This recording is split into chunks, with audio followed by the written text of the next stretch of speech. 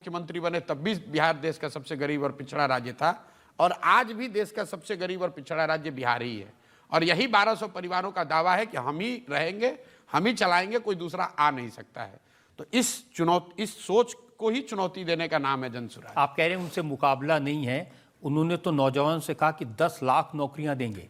पूरे बिहार में चपरासी से लेकर मुख्य सचिव तक जो लोग सरकारी नौकरी में है उनकी टोटल संख्या है 23 लाख। 1.97% लोग ही बिहार में सरकारी नौकरी में आज तक 75 साल में है। और आप कह रहे हैं कि हम 10 लाख एक दिन में दे देंगे, कैसे संभव है? और अगर मान लो 10 लाख आपने दे भी दिया, मान लो एक बार को, तो 23 लाख बढ़ के हो जाएगा, 10 लाख और बढ़ा लो, 3% हुआ। 97% बिहार का तो फिर भी कुछ नहीं होने वाला है। 40% लोग तो बिहार में भूमिहीन है, उसके लिए क्या कर रहे हो? अगर आप प्राइवेट सेक्टर को भी जोड़ दो तो भी 2/3 बिहार के लोग तो उसमें आते ही नहीं है ना, सरकारी नौकरी में आते हैं ना प्राइवेट सेक्टर में आते हैं। उनके लिए तो आपको कुछ, आप भूमि सुधार किए नहीं, आपने बच्चों की पढ़ाई की व्यवस्था की नहीं, आपने लोगों के रोजी रोजगार के लिए कैपिटल पूंजी की व्यवस्था की नहीं।